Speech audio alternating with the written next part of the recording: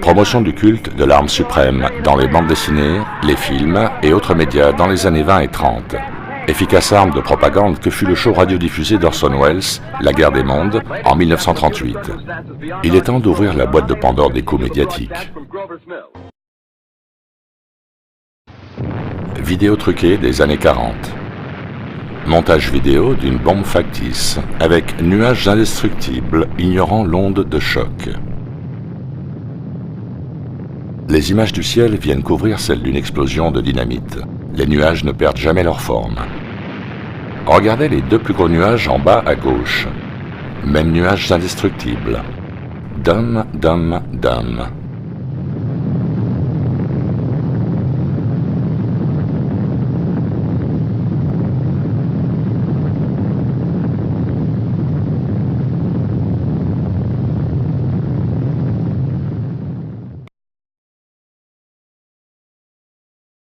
Les superforteresses américaines B-29 infligent de lourdes pertes aux villes du Japon. En un seul jour, les bombes incendiaires emportent près de 90 000 civils à Tokyo.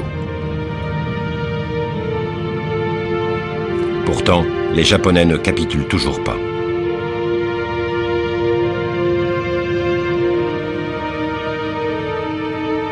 Les Américains craignent qu'une invasion du Japon ne leur coûte trop cher en vies humaines. L'Union soviétique a promis de s'engager dans la guerre contre le Japon. Et puis, le président Truman se tourne vers une nouvelle arme révolutionnaire.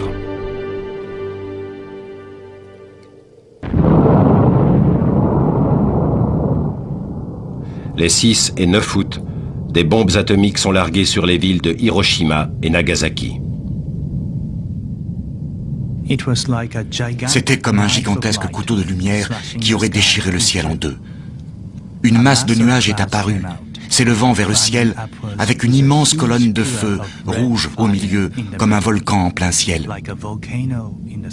Pendant un moment, je suis resté là, fasciné, perdu dans la contemplation de ce magnifique et terrible spectacle. Toyofuma Ogura, professeur à l'université de Hiroshima, écrit une lettre à sa femme. Quand j'ai retrouvé mes sens, la ville brisée, détruite de Hiroshima s'étalait sous mes yeux.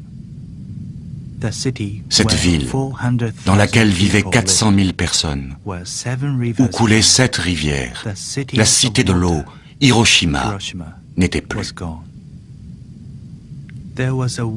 Il y avait une vague de gens sur la route, blessés et brûlés. Un tas de chair vivante, des vies projetées là par le souffle de l'explosion. Pas un être humain, mais une masse de chair blessée était là. C'était une vision d'enfer, terrifiante, horrible.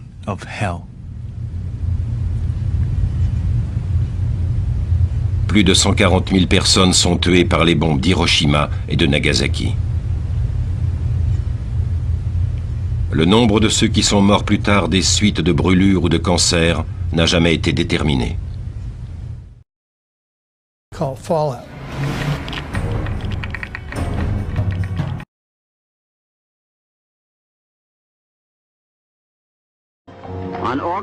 Le 14 août, le gouvernement japonais accepte les termes amers d'une capitulation inconditionnelle. Je ne suis pas sûr que tout le monde croit à cette histoire de bombe atomique. Je pense qu'il y a un genre de propagande déguisée qui a fourni aux Japonais. Il n'y a aucune grande célébration. Bon, maintenant, il faut se tourner vers le Japon. Le premier vaisseau portugais a débarqué à Nagasaki. Une tempête l'y força. Et il y avait des jésuites à bord. Sans cette tempête, ils ne s'y seraient jamais engouffrés. C'est une histoire bizarre. Ensuite, les jésuites ont fait de Nagasaki un bastion, puis ils en ont créé un autre plus au nord, à Hiroshima. Ensuite, la monarchie bouddhiste japonaise réalisa 4 générations plus tard Ce qui se passait, qu'ils en faisaient un levier politique, et pas, là encore, ce n'était pas du tout pour amener plus de gens à l'office du dimanche, non, pas du tout, ce n'était pas leur plan. Ça, c'était plutôt secondaire. Tout l'objectif était politique. Et ils ont fait croire qu'ils expulsaient les jésuites. Ils en ont tué quelques-uns, mais il y avait déjà une telle influence à cette époque que c'était trop tard. Donc c'était beaucoup plus une posture qu'autre chose. S'ils avaient vraiment dû faire une purge, ils auraient eu à tuer des milliers de Japonais en permanence. Non, ils ont juste arrêté une quarantaine de jésuites et l'influence est restée intacte.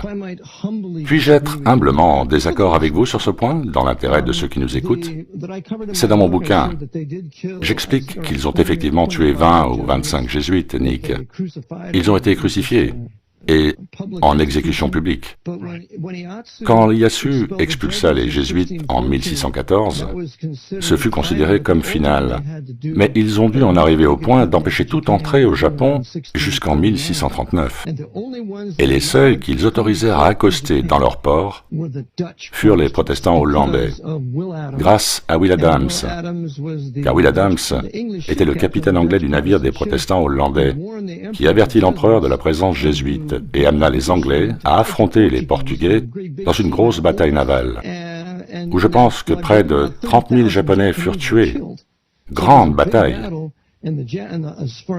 Et autant que je sache, il semble que les jésuites furent gardés à l'écart pendant plus de 200 ans, jusqu'à ce que le Commodore Perry et sa flotte de bateaux à canon arriva en 1854 et força l'entrée au Japon des Anglais et des Américains.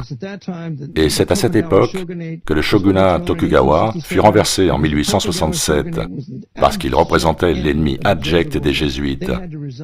Ils ont dû tous démissionner, et ils ont tué l'empereur Komi, car l'empereur Komi, qui n'avait que 36 ans, déclara qu'aucun homme blanc, aucun étranger ne pouvait entrer dans le pays, et il fut assassiné, et son fils de 14 ans, Meiji, prit sa place, et régna pendant 40 ans. Donc d'après les faits, je pense que cette expulsion du Japon était légitime. Maintenant regardez la terrible punition qu'a subie la population japonaise pendant la Deuxième Guerre mondiale. Le déluge de feu, la détonation d'engins nucléaires au sol. Je dirais, c'était une destruction totale de leur culture afin de reconstruire derrière une colonie commerciale pour les jésuites.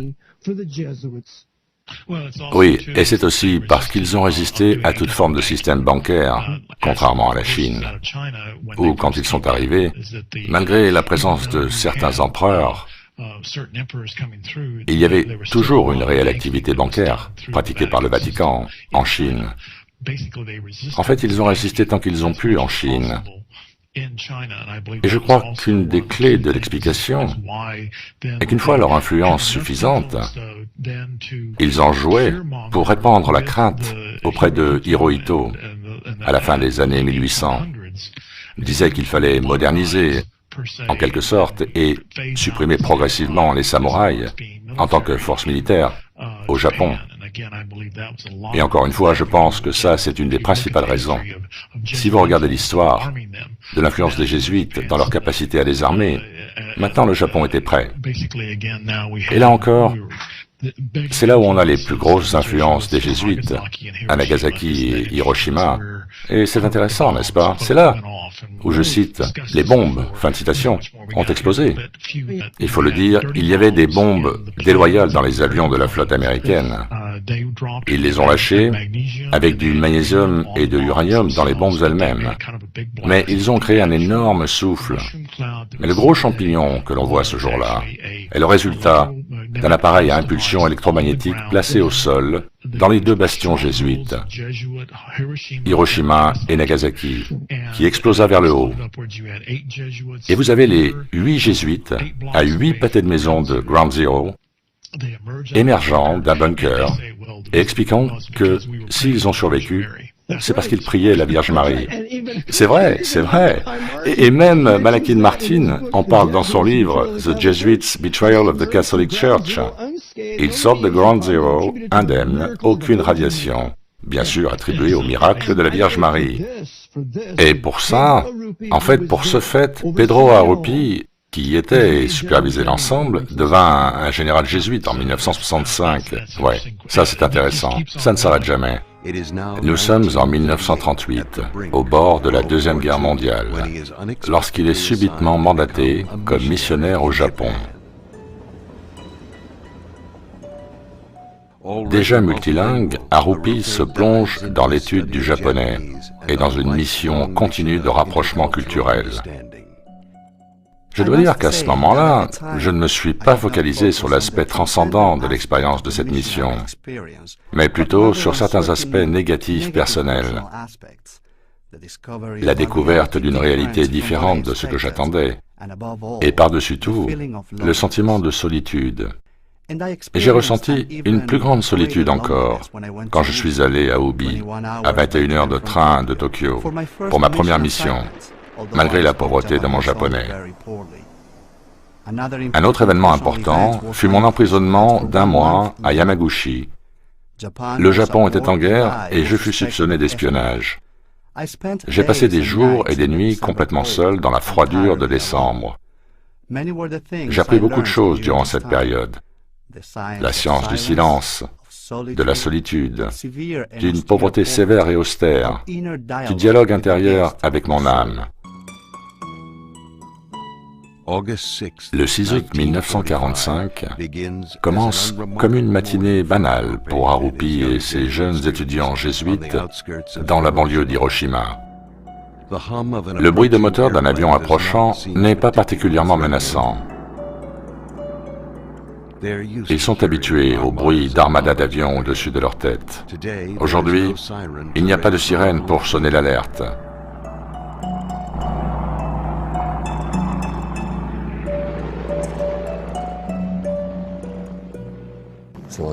Donc le 6 août 1945, quand la première bombe atomique est tombée sur Hiroshima, Harupi et son groupe sont juste au bord des limites de la ville. Ils l'ont entendu. Ils ont fui la maison, ils ne comprenaient pas. Le destin d'Harupi et de ses novices fut filmé plus tard, pour l'histoire, par le gouvernement US. Entre le point zéro et le bâtiment des novices jésuites se trouvait une colline qui a servi à atténuer l'intensité du souffle. Mais en dépit de cela, les fenêtres et les portes du foyer principal furent éparpillées et le faux plafond fut soufflé par la force de l'explosion, pourtant éloigné de 6 km. Un groupe de jésuites qui enseignaient à Hiroshima furent témoins et survécurent à l'explosion. L'un d'entre eux témoignant même directement. Je suis le père Johann Simes, professeur de philosophie à l'Université catholique de Tokyo, qui est sous la responsabilité des pères jésuites. Que faisiez-vous à Hiroshima au moment de l'explosion? Ma classe de philosophie et moi avons été évacués de Tokyo vers Hiroshima il y a à peu près 5 mois. J'étais avec ma classe dans le bâtiment d'études de la banlieue d'Hiroshima. Pouvez-vous décrire ce qui s'est exactement passé le matin du 6 août? J'étais dans ma chambre, qui fait face à la vallée, et soudainement, j'ai vu une lumière, comme une lumière de magnésium, une lumière flash, qui remplit toute la vallée. Et en regardant à la fenêtre pour comprendre la raison de ce phénomène singulier, je ne vis rien d'autre que cette lumière. Et en me tournant vers la porte de ma chambre, j'ai entendu un crash, peut-être 10 secondes après avoir vu la lumière. Et immédiatement, je fus couvert d'éclats provenant du cadre de la fenêtre et de verre qui se plantaient dans le mur, mais en fait aussi dans ma chair. Après un moment, on a vu une procession de gens venant de la banlieue et remontant la vallée. Beaucoup d'entre eux, la plupart d'entre eux, blessés, surtout sur les parties exposées, comme les mains, les pieds, le dos. Ils sont arrivés au bâtiment et on a fait ce qu'on a pu, mais il n'y avait pas beaucoup d'aide à fournir. Quelle est votre opinion sur les rumeurs qu'une radioactivité mortelle émane des ruines de la ville? Bien, je pense que ce n'est qu'une rumeur, parce que moi-même et d'autres avons œuvré dans la ville elle-même pendant plusieurs heures juste après l'explosion, et nous n'avons ressenti aucun effet nocif. Dans les années qui suivirent, Harupi fut convoqué de nombreuses fois pour raconter son histoire, à commencer par les reporters des journaux US et les enquêteurs militaires. Soudainement, nous vîmes une lumière aveuglante comme un flash de magnésium. On entendit une formidable explosion. Après environ 15 minutes, nous remarquions une fumée dense s'élevant de la ville. Grimpions ensuite la colline pour une meilleure vue, pour constater devant nous Hiroshima dévastée. Le père Harupi, il a été le favori, ayant été le témoin de la matinée de cette première bombe atomique.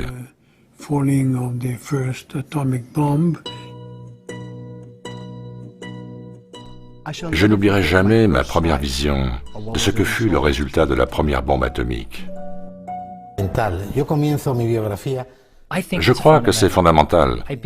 Je commence ma biographie au moment où la bombe est tombée sur Hiroshima, et il est là, en dessous. Et cette explosion spirituelle en lui, au moment où il voit l'horloge publique s'arrêter à 8h15, l'énorme énergie qui en résulte l'aidera à soigner les 150 malades qui arriveront à son hôpital grâce à une bouteille d'acide burique qu'il trouve. Assurément, c'était dans ces moments de tragédie que nous sentions Dieu le plus proche. Et cela semble l'avoir beaucoup marqué. Et ce genre de sentiment d'avoir approché la fin du monde, d'être là, assistant à un des événements les plus dramatiques de l'histoire de l'humanité. Oh, encore une prune. Il n'y a même pas 5 minutes. Oh, comment cette journée peut être pire? Oh my God.